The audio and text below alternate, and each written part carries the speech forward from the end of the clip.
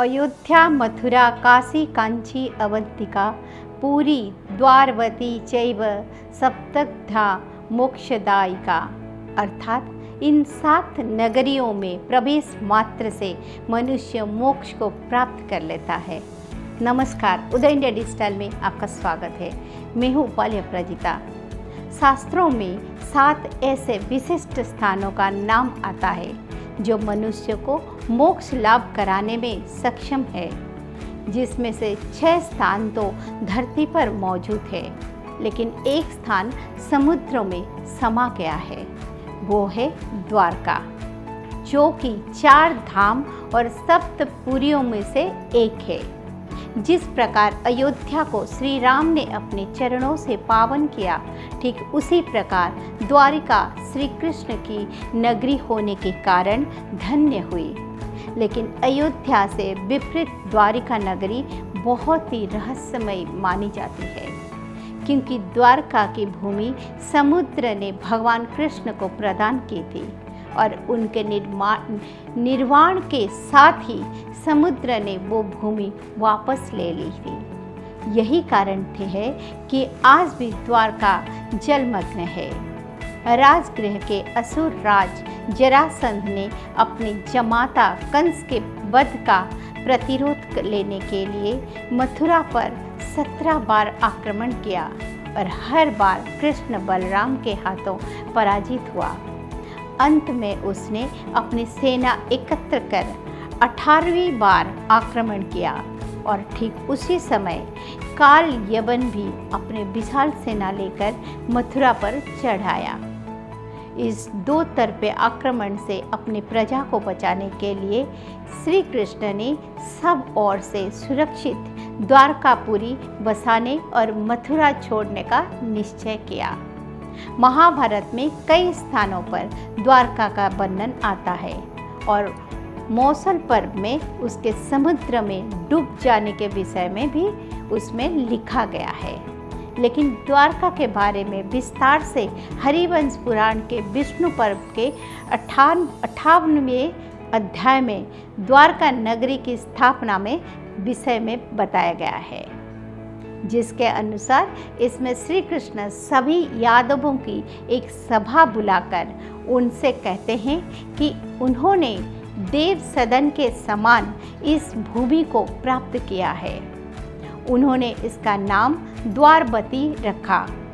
श्री कृष्ण कहते हैं कि मैं इसे इस प्रकार बनवाऊंगा जैसे देवराज इंद्र की अमरावती है। जैसे चिन्ह, मंदिर, चौराहे, सड़कें और उत्तम अंतपुर अमरावती में है, ठीक उसी प्रकार ही नगरी बनाने की बात श्री कृष्ण कहते हैं। श्री कृष्ण ने कहा कि जैसे देवता अमरावती में आनंद भोगते हैं, उसी प्रकार अग्रसेन आदि आप लोग भी निश्चिंत होकर अपने शत्रुओं को पीड़ा देते हुए इस पुरी में आनंद पूर्वक निवास करें।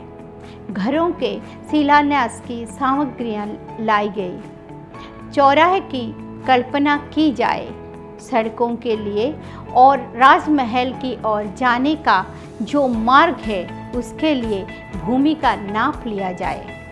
गृह निर्माण में जो भी श्रेष्ठ शिल्प हो, उन्हें मजदूरों के साथ काम करने के लिए लगा दिया जाए। श्री कृष्ण के आज्ञानुसार दुर्ग निर्माण, नींव खोदना, भूमि शोधन और कांटों का साफ करके उचित रीति से विभिन्न दुर्गों और मंदिरों का निर्माण किया और उसमें भगवान ब्रह्मा और अन्य देवताओं के लिए स्थान बनाया। उन्होंने इस मंदिर में 4 द्वार बनाए, जो वरुण, अग्नि, इंद्र एवं सील, ओखली इन चारों देवताओं को समर्पित थे। उन्होंने मंदिर में शुद्धाक्ष, इंद्र, भल्लाट एवं पुष्पदंत की भी मूर्तियां बनाई। जब उन सभी कारीगरों के साथ यादव उस पुरी के निर्माण में लगे थे, तो श्री कृष्ण ने विलंब होता देखा और शिल्प विश्वकर्मा को याद किया और उनसे कहा कि हे सूरश्रेष्ठ, आप मेरे लिए एक सुंदर सदन का निर्माण कीजिए।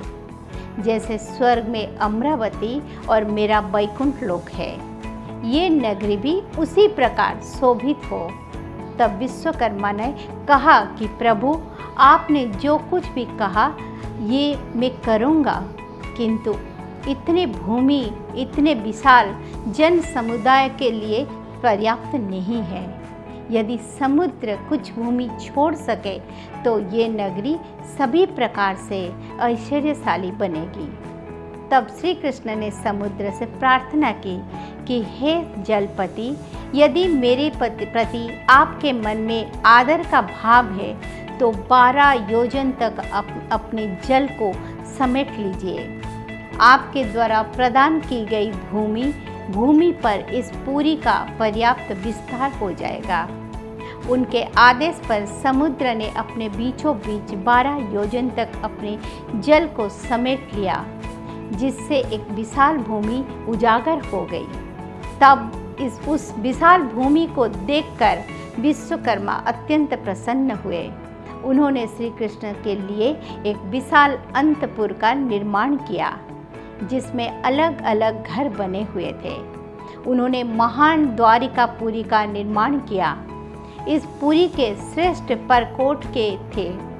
उसके चारों ओर सुरक्षा के लिए खाई खोदी गई और खाई के उस पर स्वयं समुद्र उस पुरी की रक्षा करते थे। उचित स्थान पर अट्टालिकाएं, चार दीवारी और तोरण बने हुए थे। उस नगरी में सुंदर स्त्रियां और तेजस्वी पुरुष थे। व्यापारी वर्ग उसकी शोभा बढ़ाते थे और बाजार अनेकानेक सामानों से भरा पड़ा था। उस पुरी के तालाब और बावड़ियाँ जल से भरे पड़े थे। अनगिनत सुंदर उद्यान थे। उसके चौराहे बहुत चौड़े और भवन आकाश को छू रहे थे। उस पुरी में सहस्रों गलियाँ थीं। ऐसा लगता था कि आकाश में विचरने वाले नगरी पृथ्वी पर उतर आई है।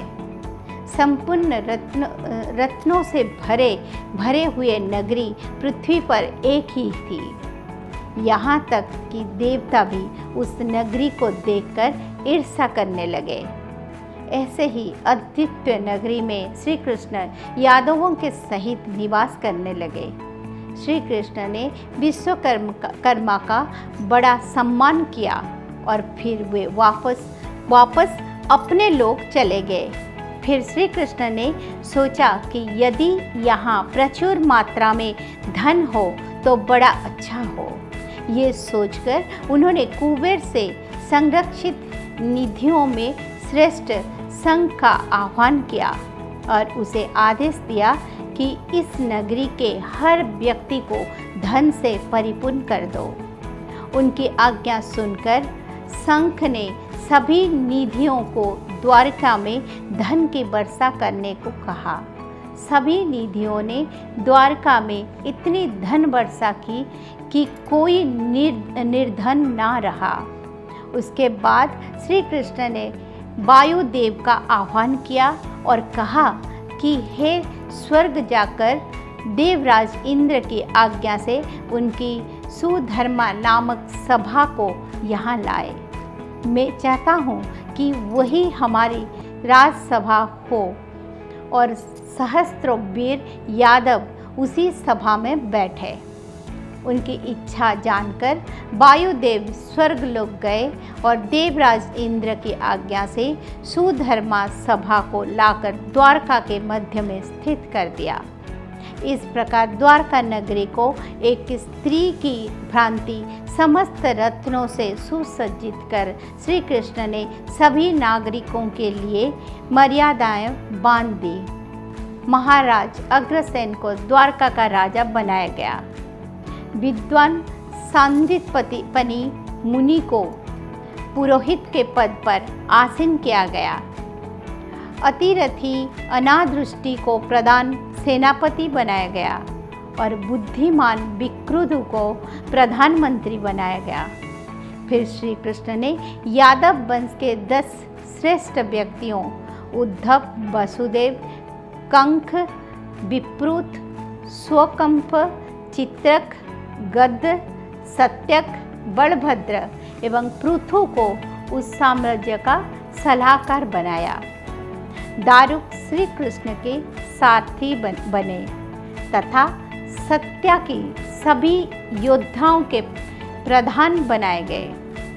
इस प्रकार श्री कृष्ण संपूर्ण राज्य की स्थापना कर उस अद्भुत द्वारका में समस्त यादवों सहित रहने लगे।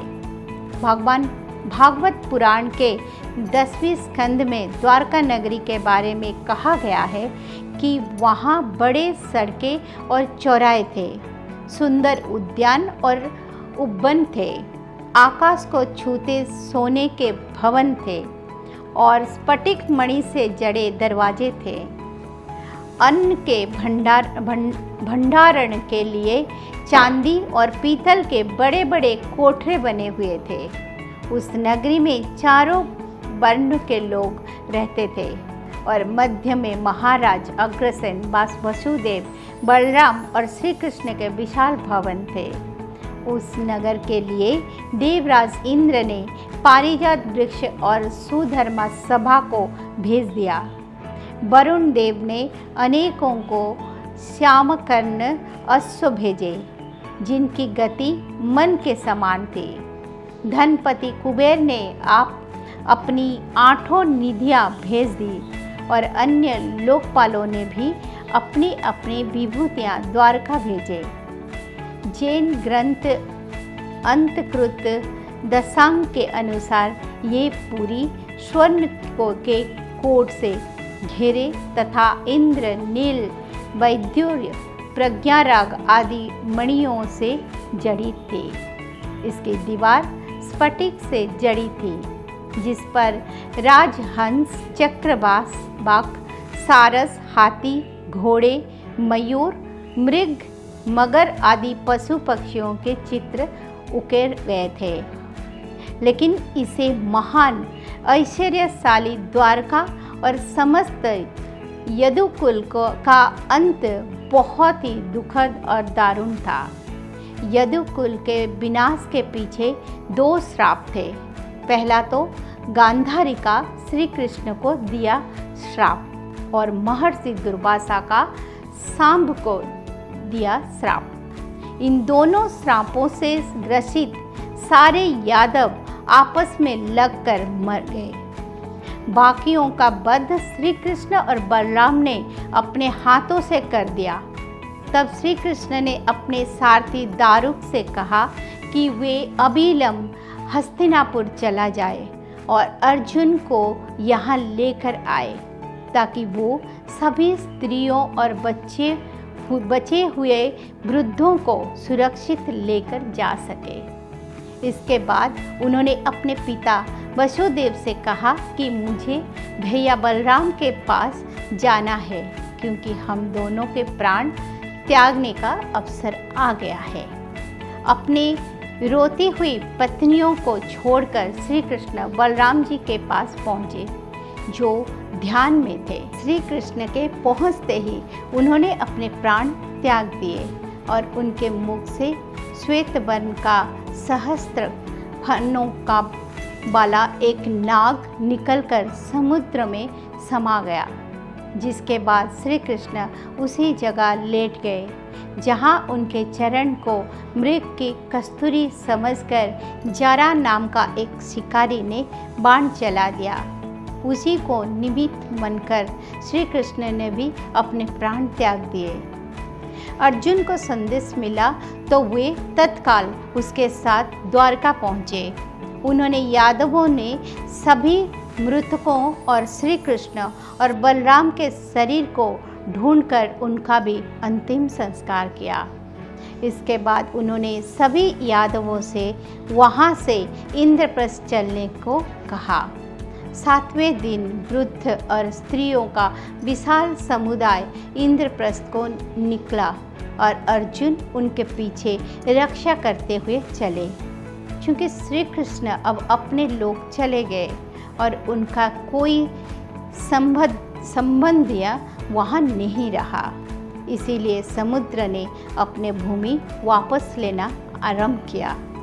जैसे जैसे अर्जुन द्वारका की भूमि को छोड़ते समुद्र उस वैसे ही अपने गर्त में ले लिया। अर्जुन और उस जन समुदाय के द्वारका से निकलते ही द्वारका पूरी तरह समुद्र में समा गई। केवल वे भूमि जहाँ श्री कृष्ण ने पहले मंदिर का निर्माण करवाया था वहीं शेष रही। वर्तमान में वही श्री द्वारकाधीश मंदिर है। तो यह थी महावैभवशाली द्वारका नगरी के बनने और मिटने की कहानी, जिसे उदय इंडिया के टीम विशेष तौर पर आपके लिए भारतीय चेतना के खास कार्यक्रम में लेकर आई है। इस तरह की अद्भुत कथाएं जानने के लिए आप हमारा चैनल सब्सक्राइब करें और बेल आइकन दबाना ना भूलें। जय श्री कृष्ण।